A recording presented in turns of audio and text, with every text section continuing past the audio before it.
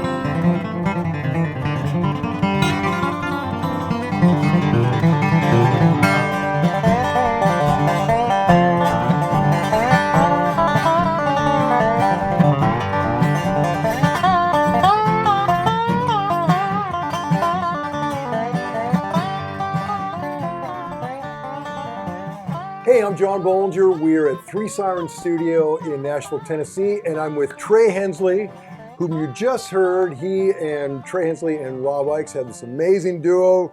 Trey, a big fan. So glad you're here today. Hey, man, I'm a big fan of yours too. Thanks for chatting with me. This is fun. Hey, let's start with this.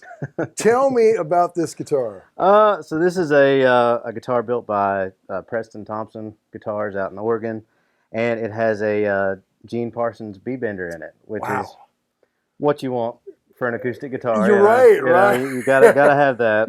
But I really love this guitar. It's I guess it's an early prototype of a model they were going to do with Gene, and it has all the standard B-bender stuff in it. So they built the guitar first, and then Gene put the bender in it? They did. It has like 8 ounces of mechanical things in here. It looks massive. Yeah. It's, like we were talking, it's like building a ship or build in a bottle. Right. And but it's really cool, man, and it works great. And I've used it on a bunch of sessions, but it does the.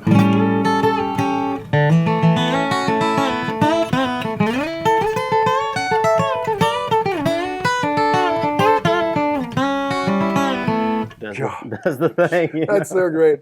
I bet that turns some heads when you're in a bluegrass jam. Yeah, the first session I did, the guy came in and looked around for whatever it was, because it's not supposed to be that way. Yeah, right. So right.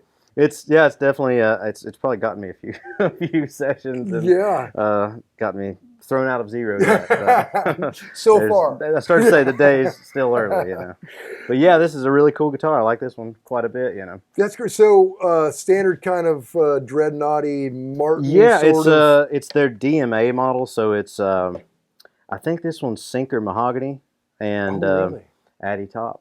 Wow. So it's really cool. I mean, built to the traditional D18 specs, D18 specs. Wow, that's fabulous. Yeah, man, I like it a lot. It's okay. That's a cool start, but you've got a lot of other ones to go through. Yeah. I want to see where this is going. It starts here. Yeah. I'll go to my favorite guitar. Good. This is my 54 D28. Woo! I've had this one probably 20 years now. I got it when I was a kid, and I think I'm the third owner of it. Wow. It's kind of been in East Tennessee its whole life, and the first owner had it and played it until probably early 2000s. Yeah. And so it's been really beat up. Actually, he wore the neck down up here where it's the neck is really odd. It's real skinny, and then it gets super fat right at the 5th fret.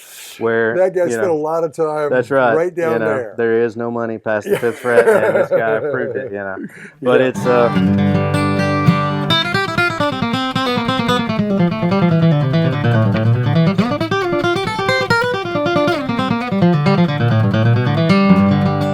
got the whole big boomy D28 thing, you know. And I use this on a lot of sessions. Actually, most recording sessions that I do, I bring this guitar. Oh, I bet. And most of my guitars have the LR Bags pickups in them, and so this one's got the Lyric. But this guitar does not want to be plugged in at all. It just fights back. It's got some cool overtones that work well, you know, acoustically, but sometimes that doesn't translate. That's like we were saying, the biggest adjustment for an acoustic player is plugging those things, because some of them it's never quite there, and some of them do it way better than others. Yeah, I mean, I love the back stuff, and I think it gets really, really, really close to the guitar tone. And I think this one, it's a lot of overtones. It's Brazilian rosewood back and sides. Wow. I have no clue what the top is, so anybody's guess is as good as mine.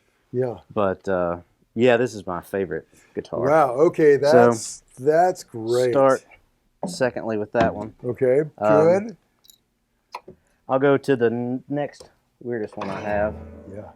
And oh yeah. I got this at Fanny's. Oh really? I was driving down the road, and they had an even weirder harmony in the window. It's the one that had the like silver, almost diner metal, you know, on the side. And I went in, and they had this one there, and I immediately bought it because it's possibly the ugliest guitar I've ever seen. Yeah. But I love it, you know. And actually did a run of shows with Taj Mahal. And really? We played at the somewhere in Nashville. We just played a couple months ago, and he requested that I play this guitar. So this has become my Taj Mahal guitar. But it sounds great, man. It's like, bring that ugly guitar. Yeah, I mean, it's been somebody's really not liked this guitar. It's you know, cracked. God, look at that bridge. Yeah, it's like, could they put an uglier bridge on it? And more pick guard, you know. Right. But it sounds great, you know. It's kind of got like an arch top sort of J200. I mean, it is jumbo body. Yeah. So it's got that sort of.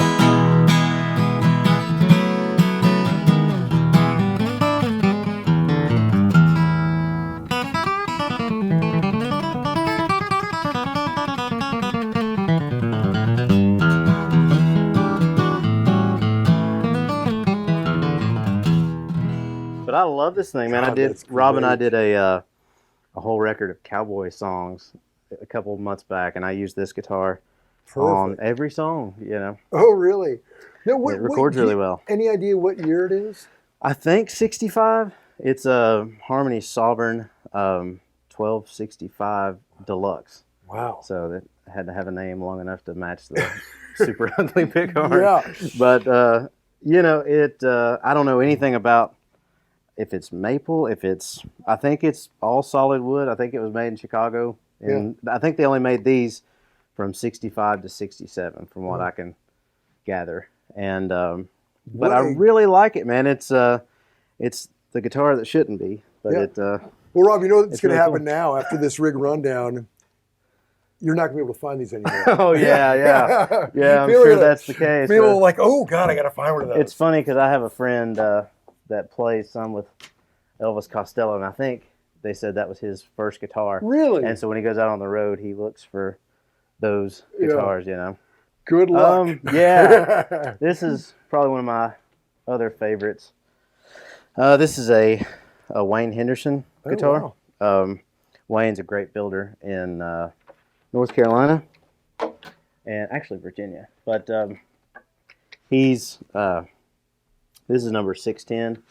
So I think he's in the 900s now that he's built. But there's a great book called Clapton's Guitar that's all about Wayne and kind of his lore of, he built a couple guitars for Clapton, and there's notoriously a 10-year wait list for his guitars, that people kind of wait, and even though there's no list, and it's probably decades long at this point, Yeah. But I got this guitar in, I think 2015. Are you the first owner of it? Or, yeah, I am. This is he built it for me. D18 specs, mahogany back and sides. Looks like a couple noble battle scars. Well, that's the thing. So I got this guitar, and they're super rare, And as soon as I got it, I was really paranoid to take it out, and I didn't want to put a pickup in it. Yeah. And so I saw Wayne out on the road somewhere, and he kind of gave me grief about it. And he was like, "Hey, why aren't you playing that guitar?" And I saw I'm afraid to put a pickup in it, and so I bit the bullet, put a pickup in it. And the first night that I took it out, it wasn't on the strap button good, and it fell and hit concrete floor. And this was the only guitar I had with me that night. And this piece here split, and it was sticking straight up at a 90-degree angle. And luckily, it was still in tune. Yeah. And I played a whole set with the guitar with a big piece of it sticking straight out.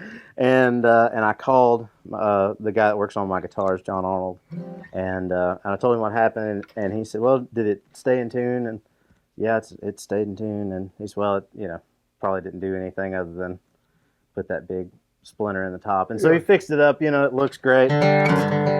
But it sounded really good before I dropped it, but it sounded about a million times better after I dropped it. So the moral of the story is drop your guitar. Yeah. Well, I do that all the time.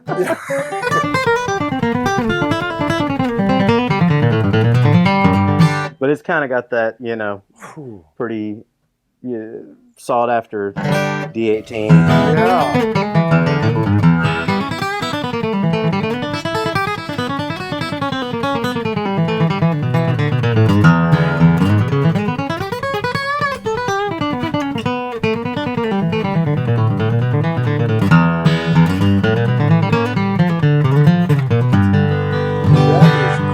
Yeah, I love this thing, man, and so I've played it a lot. Oh, since I dropped it. Before I forget, talk about your strings and your pick. Yeah, so the strings I use on every guitar are Diodario nickel bronze, medium gauge, so 13 to 56. Yeah, and I love those. And then I use blue chip picks. This one's got holes drilled in it, but most of them I use are just these T80 60 kind of giant picks. But yeah, they are giant. I started using those when that guy started. He just made a couple picks and he brought them to a bluegrass festival. Yeah, and he gave me one in probably 2005, and I've still got that pick. And actually, I just broke it like 2 or 3 months ago. It's like an everlasting gobstopper. It really is. I mean, they're great picks.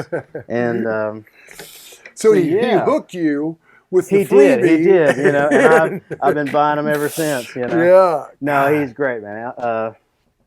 Yeah, let's see. And then another cool one is this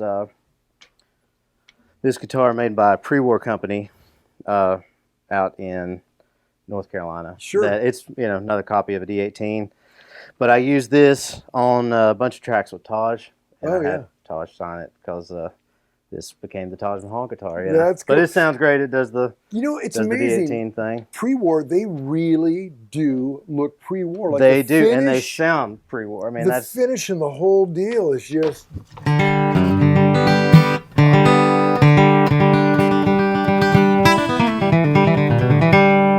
That might be the loudest. Yeah, it's really great.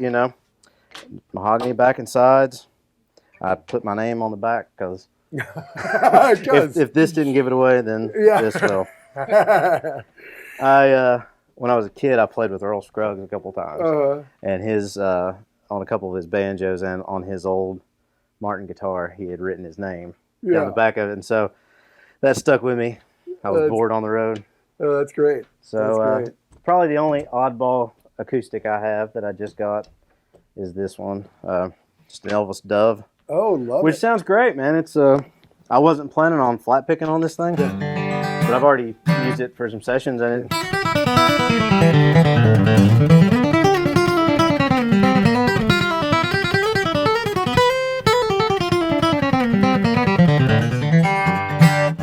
it's got maple back and sides. So Rob and I just did a record of mostly country songs that'll be out that we wrote. And I used our producer's J200, which maple back and sides. Sure. And so I had to have a maple back and sides guitar, and landed on this one just for kind of that, strummy thing. But I like flat picking on it, so that's been fun. But yeah, that's kind of my quick run to the acoustics, except for my main one. Okay, let's get to that and then get into your pedal board. Yeah, man, let's do that. After I hit all my guitars. You know, it's really fun standing next to you and you're hearing all these different ones like right in the room, and you can hear such a difference in tone. Yeah. Because you look at them like, oh yeah, it's like, basically a D18, Yeah. but sound is totally yeah, different. acoustic guitars. There's just so many little things that can make them different, And so this one's been my main guitar for I guess about a year now. I've only had it for a year, but it's just a standard D41 that Martin, they're just building such great guitars, Now, always have. But what's the difference between the 41 and the 45? I Question. I think it's just the inlay on the neck block, and this one doesn't have inlay on the back. Okay. But nobody sees the back. Yeah. So I wasn't planning on flipping it over anytime. So D41 works for me, but it's really great guitar,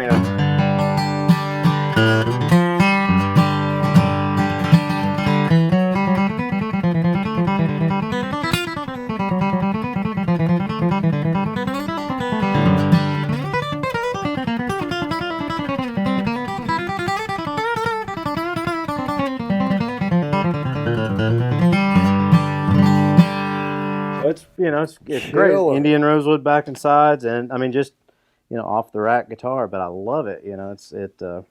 Do you, when you're setting up your acoustics, do you have the action kind of lowish? Because to me that's a compromise, because to me acoustics sound better with the action up a bit. Yeah. But I can't play them. Well, it's funny. This one has quite a bit lower setup, but it's just straight from the factory. I haven't had anybody work on it, but with mediums, it doesn't buzz, Yeah. And so they've got it set up to where it's pretty nice. But some of my guitars, like the old 54 and that Henderson especially, I have the action really high. Really? And it's just, you got to have it, it's where the tone is. It's the bluegrass thing. Yeah. If you want that sound, it has to be medium gauge strings, and or at least in my experience, you gotta work it's for hard it. to get around it, Yeah. So because at that point it really is just the instrument's going to do. Yeah, what it this does. one really works well, and I can still bend with 13.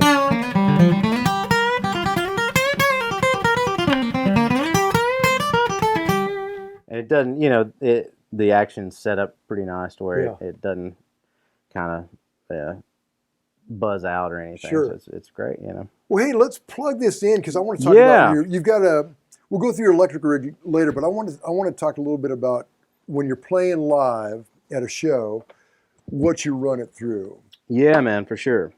Okay, Trey, so now you're plugged in. This is like your rig you'd take to a gig. Yeah. Pedalboard and a Fishman amp. So I've got the Fishman Loudbox amp. When did we? God, somebody else did a rig rundown. Tom Bresh. Oh yeah, had one. Yeah. They're great, man. And it sounds really natural. And most of the time I just go straight from the DI on the voice print, but I've got this Anthem LR Bags pickup that sounds really great. And then I run a bunch of stuff on it. Yeah, let's talk. Okay, so the first thing you run into is the just a D'Addario tuner. Pretty boring. But it works great, and it is easy to see and all that good stuff. Then I go to the straight into this Electro Harmonics. I think it's a mini Qtron pedal, but it does hear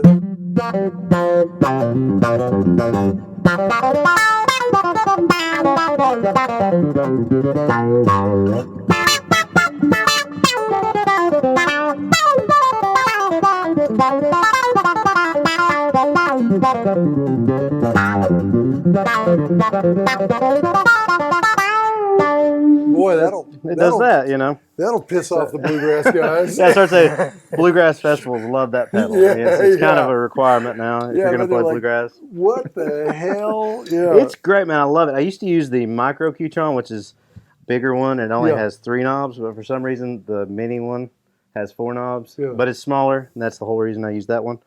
But I bought it for my acoustic board. My electric board. And then when I started plugging in my acoustic, I just started bringing one pedal at a time. Right. And that one sounded great. It's like an instant Jerry Garcia thing, and I'm a big Dead fan, so. Perfect. Next up is this Boss Chorus Wazacraft thing. Yeah. We did a show with, or a whole run of shows with Taj Mahal, and you know his sound is a lot of that. Of course, you know. But I started using it, you know, and I actually bring the depth. I kind of use that for the Taj thing where it's right in the middle, and then for mine and Rob's thing, I'll usually put it more like a B3.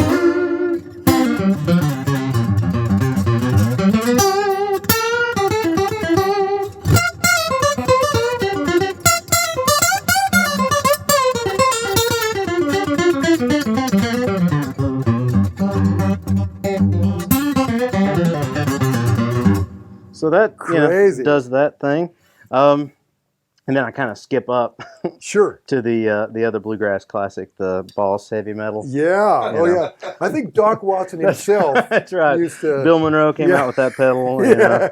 But yeah, I don't know if the amp's probably not going to like this, but let's try it.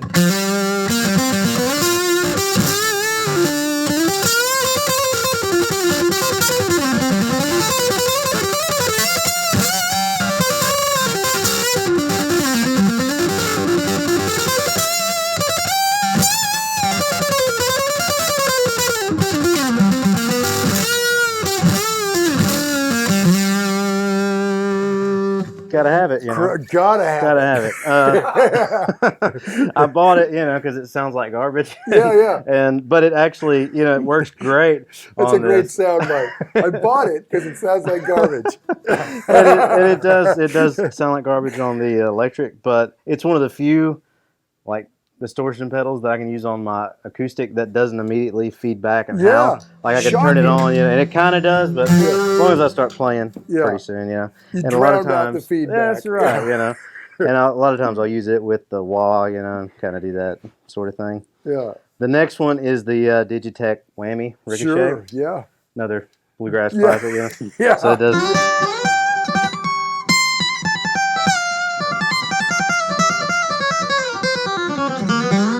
But I bought it, you know, the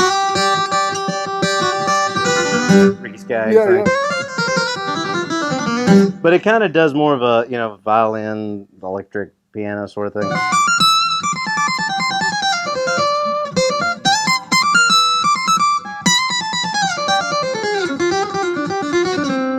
But I use it for laser noises a lot, you know, so. Sure. Yeah, why not? If you got a heavy metal and a Qtron, you got to do that. You know, it's funny, most players, particularly, you know, in acoustic music, they use pedals like in the most subtle way, you know? If you're going to have them, you know, make noise with them. Yeah, there's nothing subtle about the way you're using these. That's great. I mean, like this, I kind of think of it as like this half over here are pretty much non-essential. Yeah. Just noise. And then, you know, the main things are the Grace and the LR Bag voice print. And then, so where do we go from there? And then I'm using the reverb on this Earthquaker Ghost device. Sounds great, you know. Sounds great. Yeah. I'm trying to get it kind of subtle, you know, but so that's all looped through the Alex, the Grace Design Alex DI pedal, which is great. And then really I've got 2 DI pedals on my board. Yeah. Mainly Strange because choice. you know, I really just like the way the guitar sounds through this Grace Design. Yeah.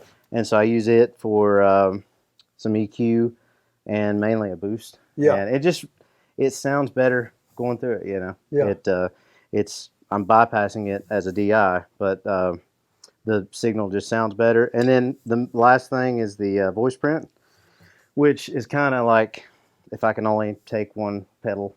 Sure. It's going to be that, you know. In that one, do you have it specifically set for each? I do, yeah. It's set up for each guitar. Well, that's a great way to do it, man. It's nice. I love it, you know, and I love the pickup. I've been using this LR Bags pickup forever, and it sounds great, but then, you know, I plug it in that, and it just kind of, you know, softens the edges of the that really pickup-y sounding, you know. Yeah, and it's even like, God, even if it's like a 10% improvement, that 10%, it's an improvement, and you know, acoustic instruments, 10% it goes a long way. So I love that thing. And if I have to, you know, if I just had to get rid of everything, that Grace Design and that voice print would be what I would stick with. But I like making noise, so Yeah, sure. I take it all. You know. Yeah, that's great. Okay, that's the acoustic rig. Let's talk about your electrics. Sweet, sounds good. Okay, now we're in electric land. That looks like a 59, 60 Les Paul. Yeah, it's a 58 reissue. Wow. It looks like Greg Martin's. Yeah, I mean it's it does all the Les Paul things. I love it. I got this guitar, I guess in 2008, and I've used it about almost any time I play electric guitar. I've got this one, but it sounds really, really good. It's the stock pickups, whatever came in it, you know.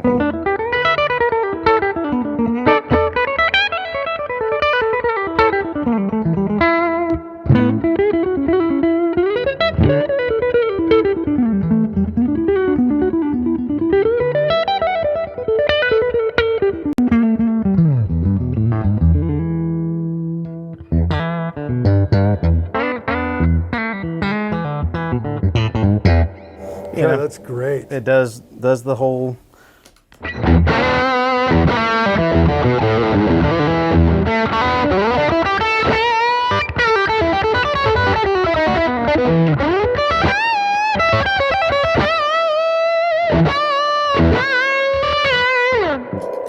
God, that's great. Do you find it's much of a adjustment in your head switching from acoustics to electric? Yeah, it is. You know, I use 10s on all my electrics. Yeah. So going from 13s to 10s, Right. It takes a minute to not Yeah. rip the neck off. Right. You know? But just even the touch is so different. You know, it's almost like two different Yeah. instruments. You know, but even though it's the same, you know, basically the same, but I play obviously differently Yeah. on electric. So it's a big adjustment. You know, I play a lot of tellies, but this one's kind of like the first thing I go to. Yeah. You know, it remotely shaped like an acoustic Yeah, guitar. yeah. So, you know, just smaller, shrunk down. But I love this guitar a lot, and I like the neck on it. It feels like an acoustic guitar neck to me, and it's a little wider nut width, and the neck's huge. You know, the 58 sort of ball bat thing. Oh yeah. But yeah, it's a great guitar, man. It's totally stock 58 reissue that I bought it. I've got it new, and you know, put all the scratches on it myself. Yeah, high mileage. Doing random things with it, but yeah, That's it's a great. cool guitar. Okay, perfect. Let's see the next one. Yeah, next one up is the old B-bender. Oh, good. Back to that madness. Yeah, gotta have a B-bender electric. This one is a Gene Parsons telly. That's so cool. So he's making guitars. Yeah, Took out the middleman. StringBender musical instruments. I don't know what the pickups are in this one either, but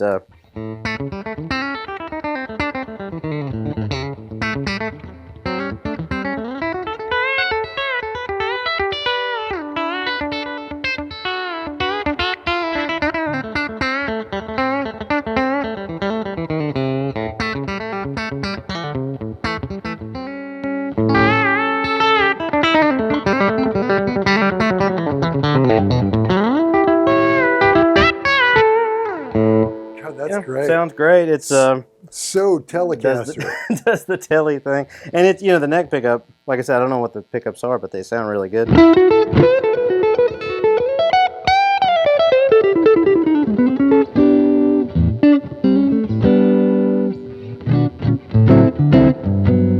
God, that's great. It's interesting. His design, instead of the wheel, it's in like that. It is a different, recently, I think. And I think all the back stuff's kind of the same. Yeah. But it's the first. This is the first one of these prototype things that they built. It's almost that bender's more like when Fender made their line with benders. It was kind of that and I think Gene put those in. Yeah. So it must be a new kind of design, But this thing's great, Yeah. It's kind of other than the bender, it's just a Just a no great frills telly, you know. I like that it's got his face on it. I know. If you're gonna build a guitar, Oh put your face on it. yeah. Yeah, the stash, the whole deal, the hat. Never seen him without the hat. Yeah, it's the hat and stash. Yeah, they're building cool stuff, you know. That's great. And then my most recent electric guitar is this Berly Telecaster made by Berly Guitars, I think in Texas. But man, this thing's killer. It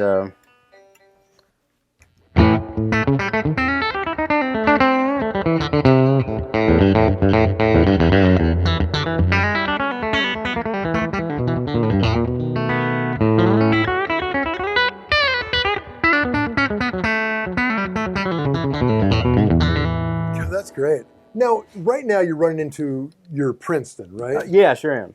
And that's just treble and bass, and you're running them both around 5-ish? Yeah, I run that around 5. I've got it volume around 3, just to not rip any heads off, and it's still kind of loud. Yeah. Verbs around 3, but I love that amp. You know, it's just silver face Princeton. Oh, that's great.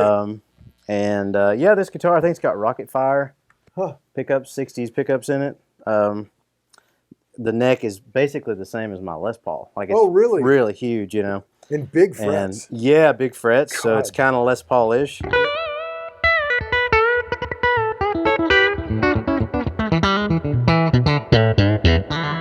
It's loud. Great. sounds great, you know. Yeah, very alive. Okay. Yeah.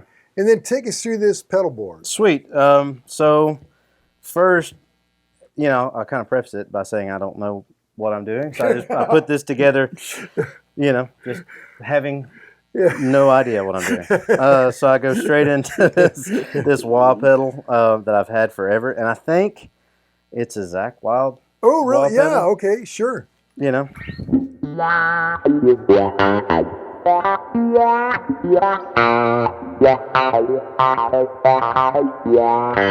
Yeah. Is that. Great. It goes wah. Goes wah. Goes straight into the tuner. Sure. Because you want that after the wah. Sure. You know? And goes into another wah. You're so the larger Electro Qtron that only has 3 knobs, as you talked about. Yeah, that's right. That's the original one that I had on that board. Bigger, less stuff. Bigger, less stuff. It makes all the sense in the world. Yeah. But it, you know.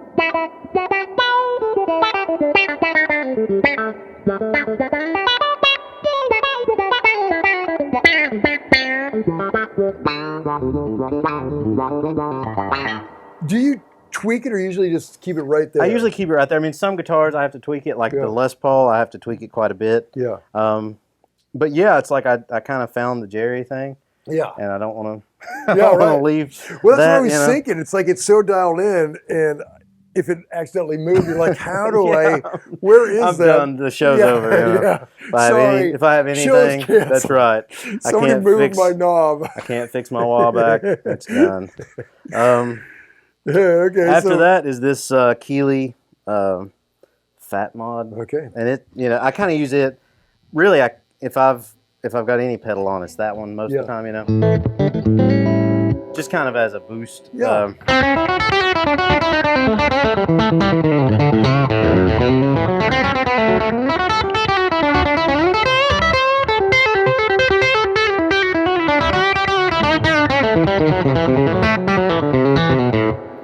Killer. And like I said, I kind of leave that on quite a bit. Sure. And then, why would you turn it off? Yeah, I mean, it sounds so great. It makes it louder. Why would I turn that off? You know.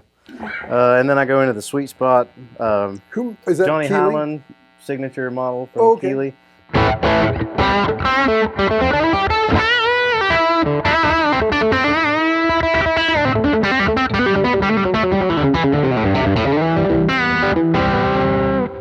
It does, you know, great overdrive pedal. Oh yeah. And then I've got a Rat thing, JHS. I don't know the name of that pedal, but it's basically all the Rats. Yeah. You know, and I've got it on the OG setting. When I first started playing electric guitar, I just used that Les Paul and a and a twin and a rat pedal. That was an old OG rat pedal. Oh yeah. And we opened a show for Peter Frampton one time, Yeah. and it got rained on, and so the rat pedal was no longer. Yeah. And I bought a bunch since then that didn't do it for me, you know. Yeah. And this one sounds like.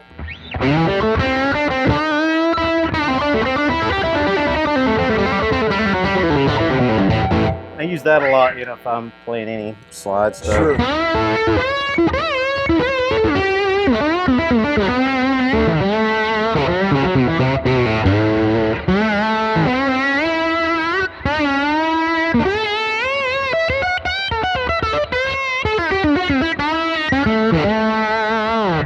That's great. Now, what slide are you using? This one's just I think they're called Blues Bottle. Oh yeah, you know? sure. Is that Dunlop? I think so. And then I really like this. Is this the Rich Robinson? I think it's Okay. Diodario Sure. Rich Robinson one. And it for this guitar, it's kind of set up a little low. For this one, it's a little.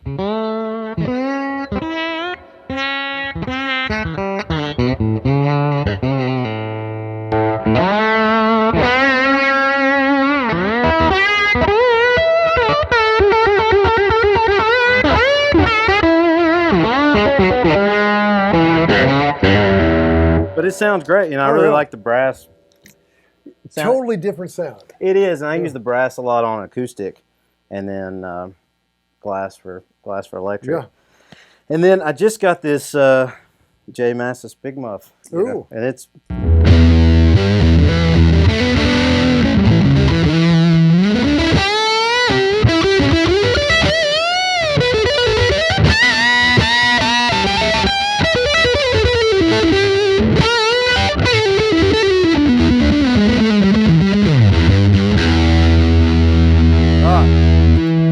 Does that. Huge. Yeah, I like it, man. I have no need for that pedal. Yeah. Nothing I play requires Yeah. that, but I like it. And then I go into this Keeley Dark Side.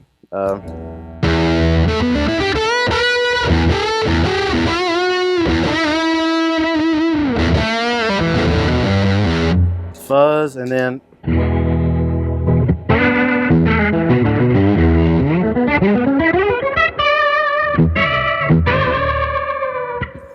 Danny Gatton sort of, you know, thing. Crazy. And then last is the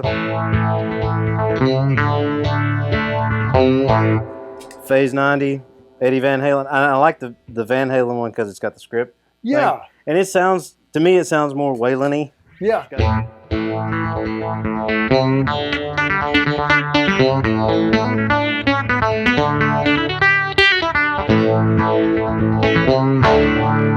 So that's it, man. That's sort of the whole deal. Jeez.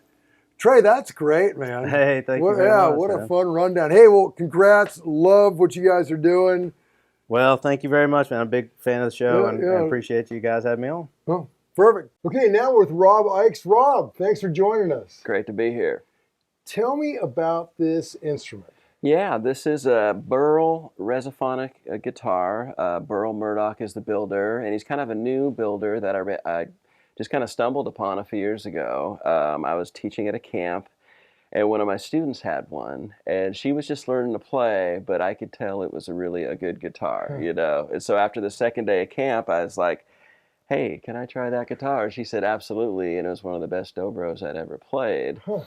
And so she put me in touch with him, and he was at the IBMA convention in Raleigh a few weeks later, so we met up there, and he had a booth set up and all his guitars, and I played them all, and I just was really impressed. So we kind of been friends since then. He gave me a couple guitars, and this, after talking for a while, we kind of talked about doing a signature model, and so this is it. And it's about a year old, I guess, but it's, hard rock maple, and that fretboard is his idea, the ebony and the curly maple. Total yin yang thing. Yeah, I yeah. love that. And so that's really unique. And you know, Dobros are kind of flashy anyway, just with the metal parts and stuff. So I don't like really flashy guitars. But when he ran this idea by me, I said, yeah, let's go for it. Let's try it.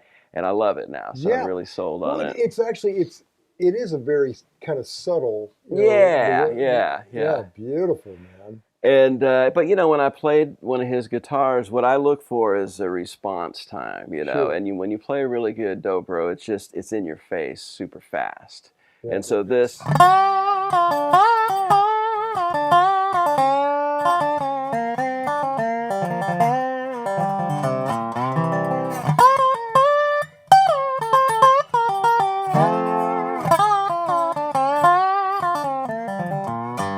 Killer. You know, it sounds great low and in the mid and up high. So it's kind of got everything I need. So it's been really great. Just been really happy with it. Wow, fabulous. So that is your signature and your number one, obviously. It is. This is my main axe, and I've got a pickup in it. So when we play live, I plug in. What pickup are you running? I use the Fishman Nashville Rezo series. Oh, cool. Yeah, it's great. It's a bridge pickup.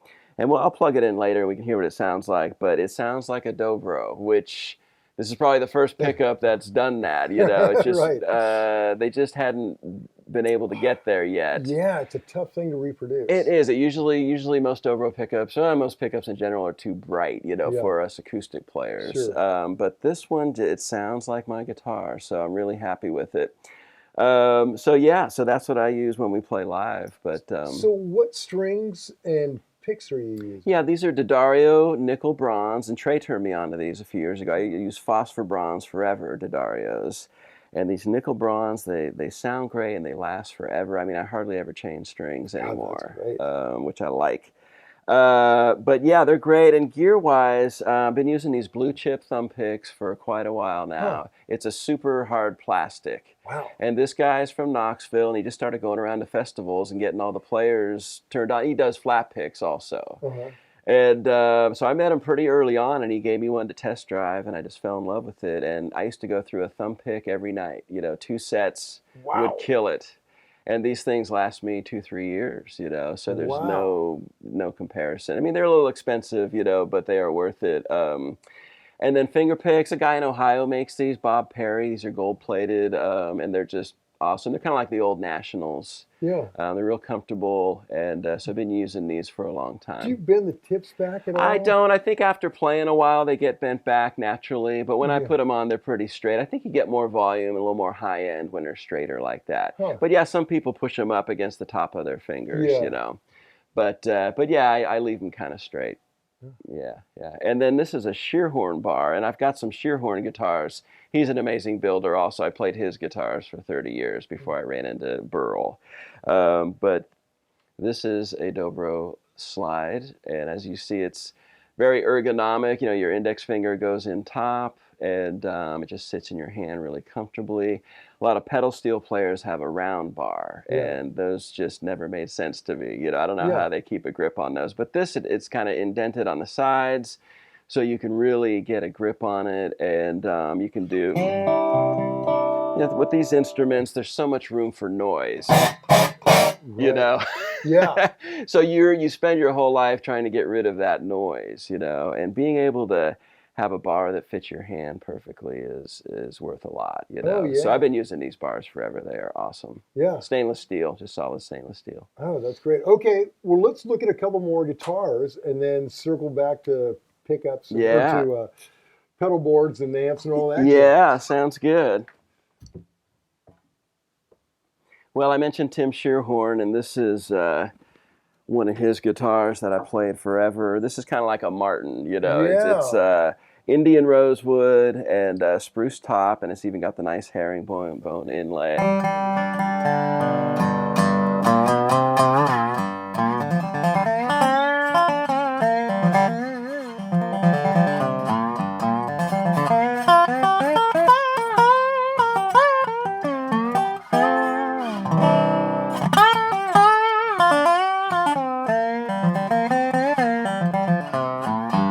It's a little warmer sounding, you know. I think the Right. rosewood is a little warmer. But Tim Shearhorn is amazing. He's semi-retired now, but he was kind of the Stradivarius of the Dobro. He brought a lot of different, you know, Dobros used to be all plywood, and he was the first guy to really start using some good solid woods, you know. And he also did some design things different on the inside. Instead of a tone ring, kind of like banjos, there was like a solid ring in there. he put sound posts, more like a violin. Oh, wow. And so that just kind of lightened things up and let everything ring together, you know. Yeah. And he also does a little baffle in here that kind of helps force the sound out of these sound holes. And so he brought out the volume and the low end of Dobros and just kind of took a little bit of the funk out of Dobros. What an innovative guy. He really changed the world, you know, as far as resonator guitars. And he just did great. I mean, how many guitars has he made?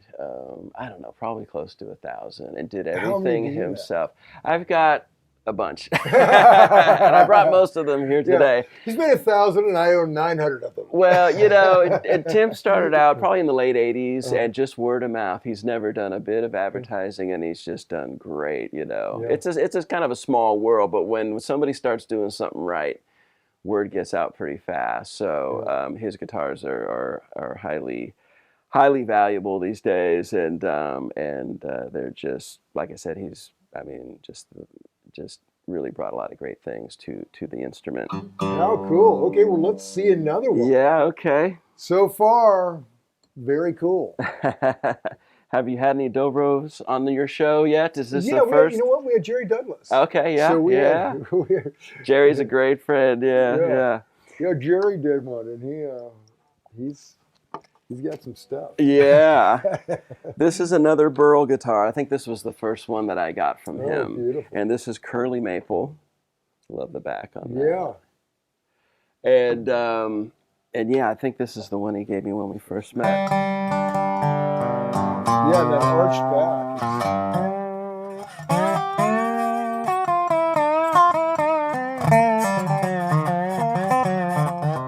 Hear that nice mid-range, you know, it's really...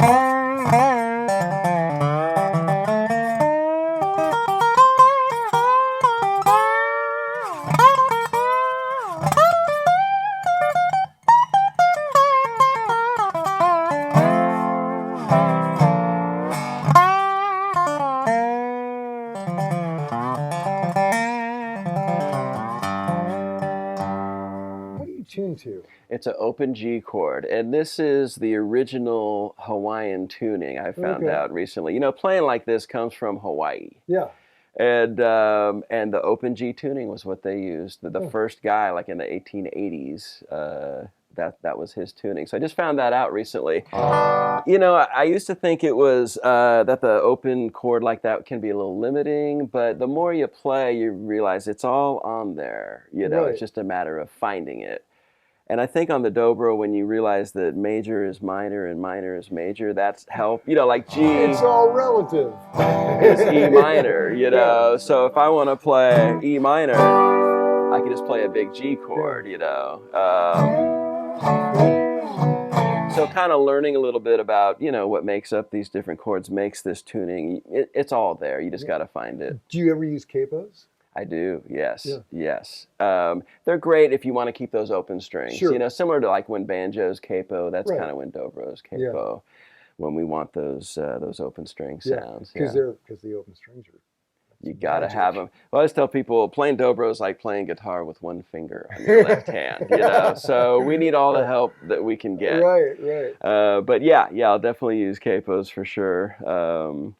But yeah, so I think this was my first Burl. Beautiful. Yeah, and the cone that he uses is the Beard Legend cone, and it's a spun cone, and it's named after Mike Aldridge, who was one of the greats on the instrument. And so it's got a really sweet tone, and it's an aluminum alloy, I believe, on the inside.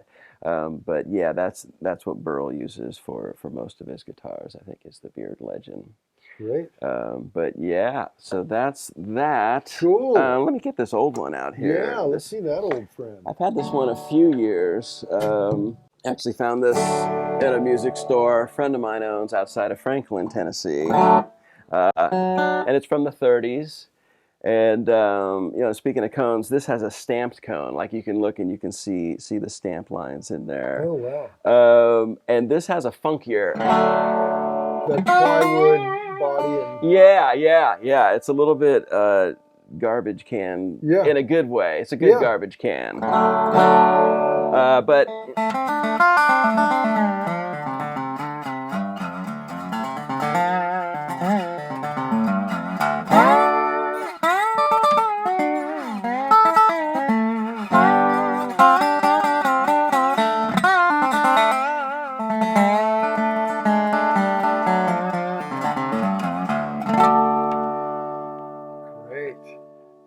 So I'll use it on sessions if I want a little trashier sound, or like Sure. now it's in an open D tuning, I think, like a lower tuning. But you know, I said earlier how we spend our whole lives on the dobro trying to get rid of that bar noise. Yeah. But sometimes it's nice to have some bar noise, you know, give Sure. it a little grit. You know, like Son House or Yeah. Blind Willie Johnson was one of my favorites, you know. And he played with a pocket knife. I think he played this style more like Bottleneck, you know. Really? But, you know, very important dude. And I love that.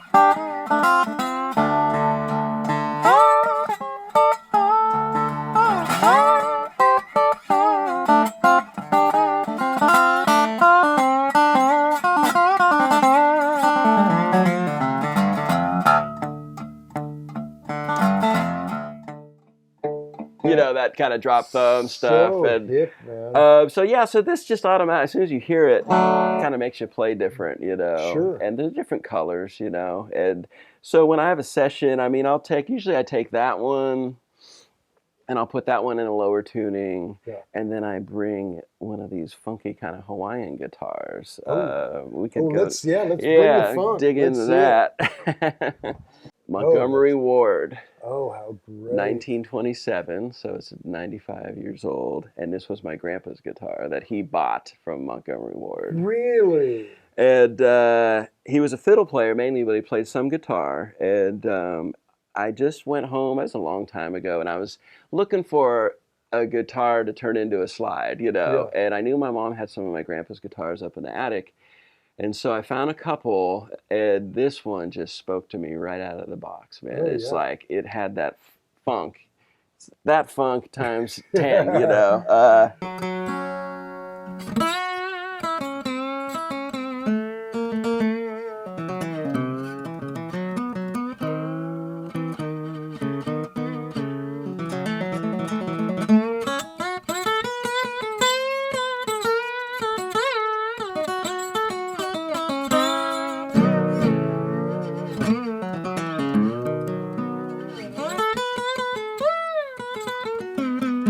And it's fun, you know, sometimes Trey and I will do some Jimmy Rogers stuff, and Oh, it's just fun. perfect for that because that's kind of...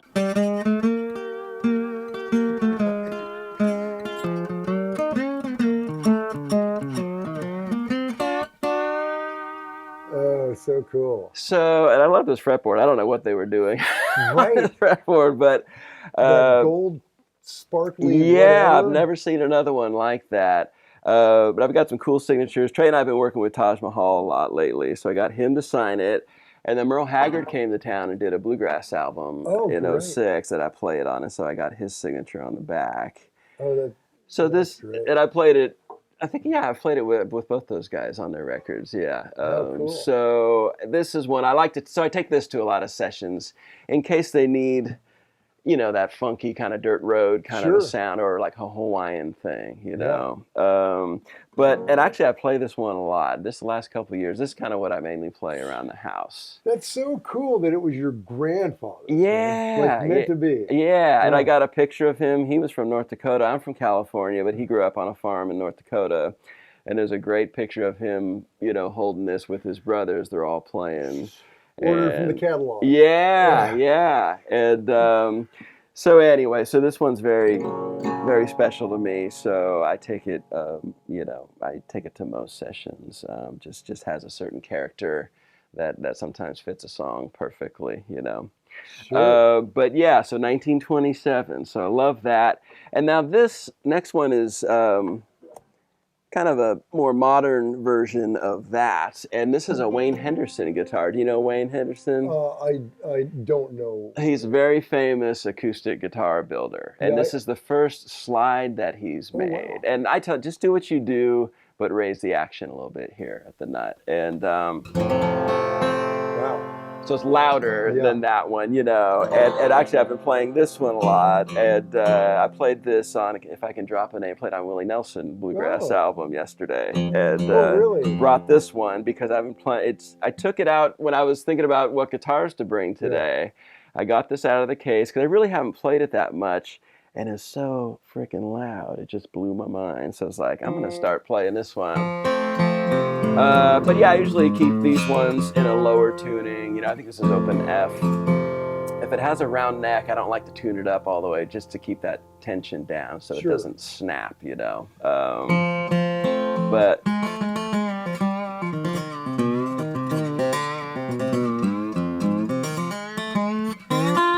But again, for that Hawaiian, you know.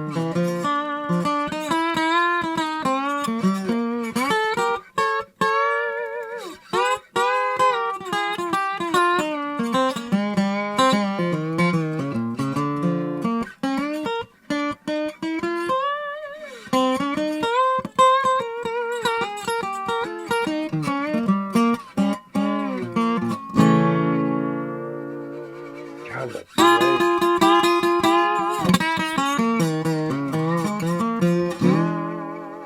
But it's really responsive. This one gets to your ear very quickly, like the Merle does. It's just very.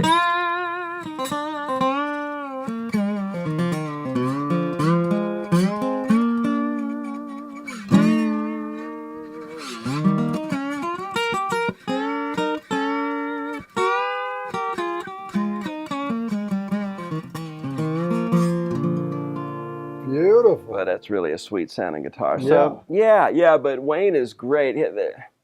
There's a book about him called Clapton's Guitar. You know what? Your bandmate. Okay, yeah, because he's got a Henderson too. Yeah, he's got a couple of them. I'd never heard of the built. Yeah, check him out, man. Yeah, because Eric Clapton wanted one. Yeah. And Wayne said, well, I'll have to put you on the list. You know, it's quite a waiting list. I had no idea who Eric was, I don't think. He lives out in the sticks out in Southern Virginia.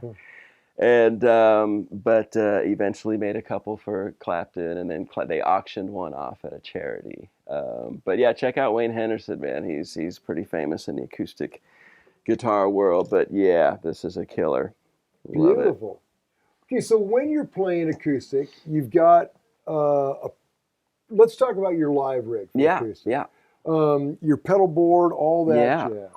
Yeah, so when we play live, you know, we usually plug in, and I've got just a little pedal board here with a few effects. And so I've got this Fishman Nashville Series Rezo pickup. It's a bridge pickup.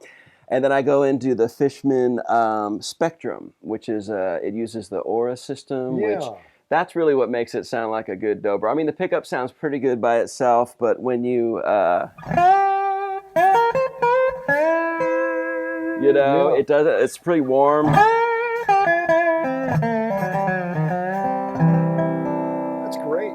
So that means a lot, you know, because so many times you get on stage, or, you know, I tried other pickups and they just didn't sound like a Dobro. You know, they usually sounded way too bright. So this is nice. So so that's basic, and I'm running everything pretty flat.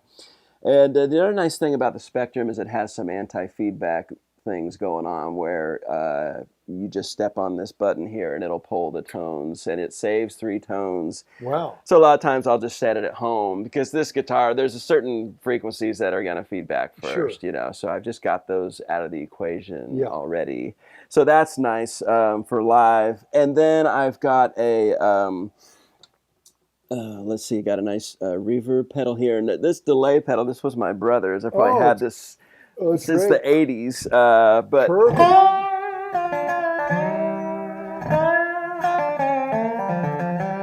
but some stuff that Trey and I do is kind of shredding, you know, and so I like that effect because it makes it sound more like an electric guitar. Just a little bit of delay. I don't know how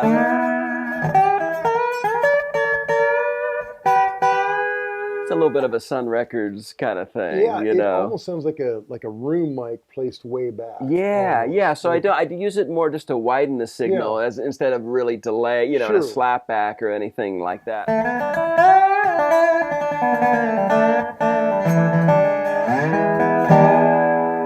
So I'll use that on just a few songs, you know, if I want that little bit of that sound. And then this is phase shifter. You got to have phase shifter on Dobro.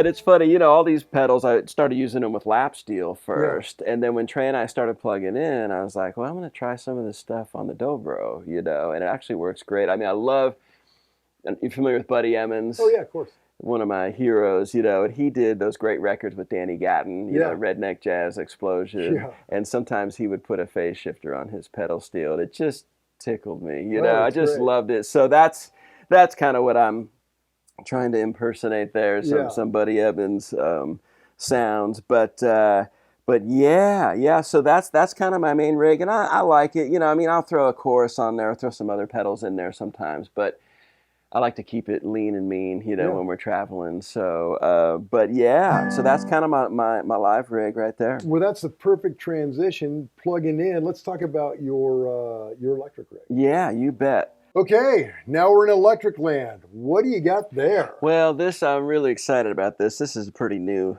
acquisition for me. And this is what we call a frying pan. And it's one of the first electric instruments. And so the first electric guitar was a lap steel, Rickenbacker, and that was in 1931, and this one was made in 1932. So it's one of the first ones, pretty historic, really. And the thing is it sounds amazing, you know. Right. And it's like, it just cracks me up how they nailed it right out of the bat, you know. Yeah. I mean, it just sounds fat like a lap steel. I mean, like a pedal steel.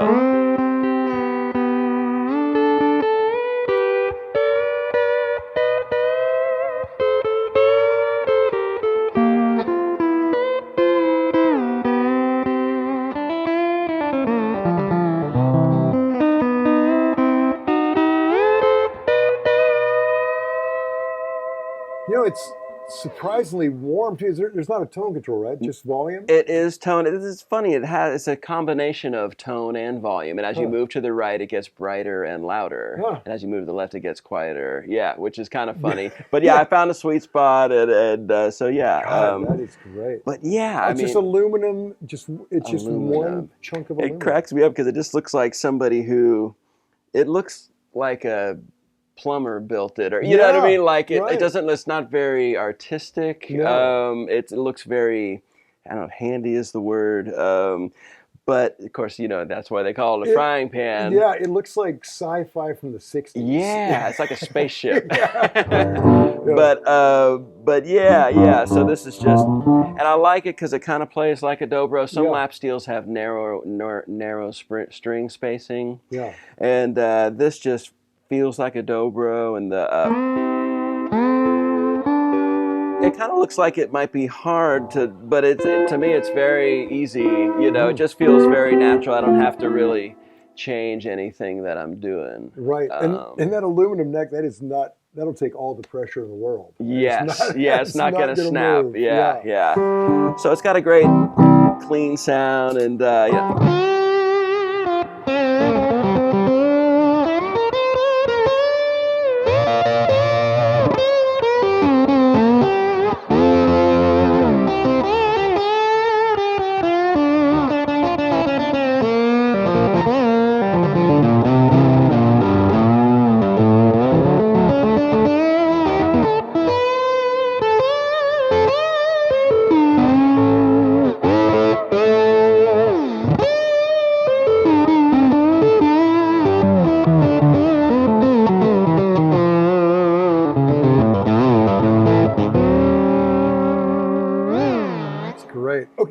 Talking about electrics, though, take a second to talk about your amp and your pedal board too. Yeah, you bet. So I've just got, you know, some distortion. This is a Keeley Fat Mod pedal. Yeah. Again, phase shifter.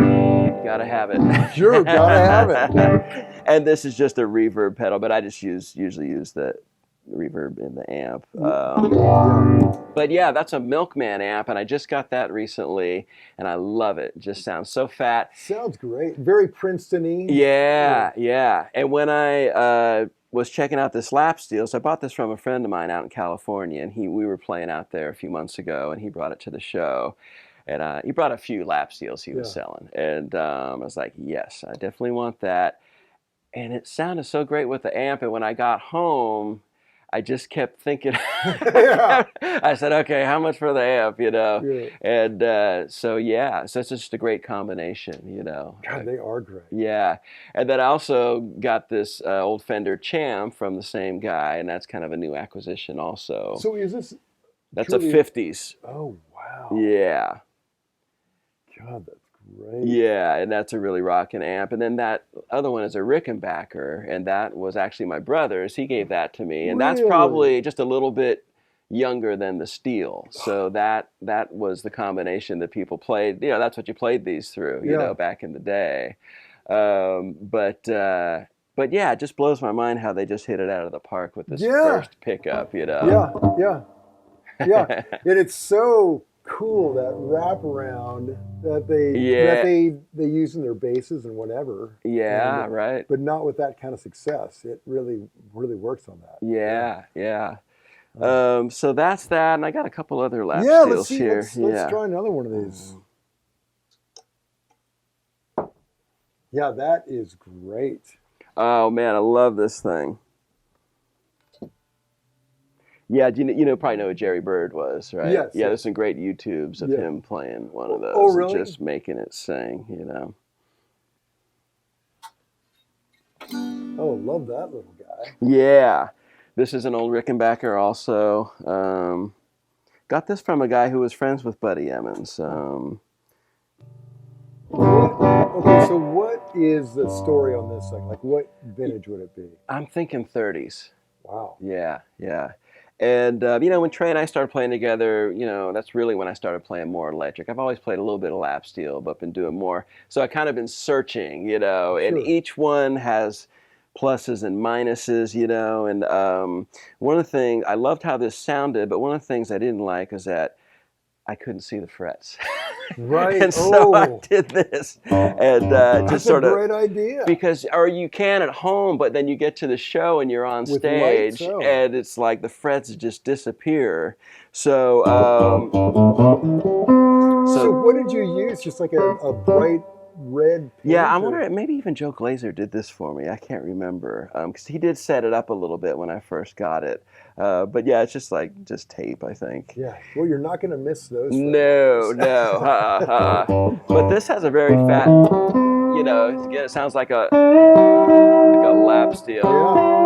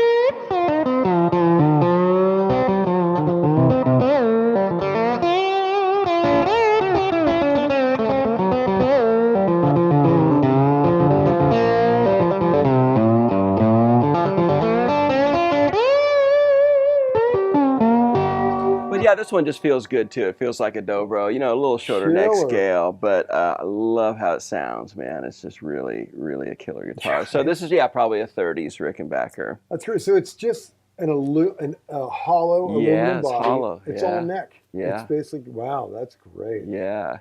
And then this next one I got is Bakelite, which was like the first plastic, know. And this is one, a lot of people call this a Panda. You'll see why. I feel how heavy that is, man. Wow. And this is another one that I loved how it sounds, and it plays great. I am shocked at how heavy that is. Yeah. And the funny thing is, this Bakelite, it doesn't hold tune very well. And so, I'd be... So 2 strikes. Yeah. Hold tune, and it's really heavy. This is great if you don't leave the house. I love this. Here's the girl from Larkin Poe. I've seen her with one of those. Megan, right? Megan, yeah, right. yeah, she's got one. And she's put a weird thing on it to hold it up. So she can play standing up? But I had no idea it was so heavy. Yeah. Hers has got to be really heavy. Yeah, yeah. Huh. Yeah,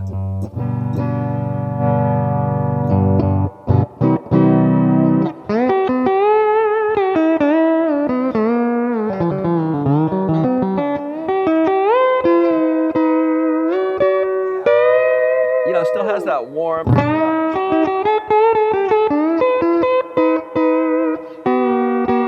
But it's so warm, you know.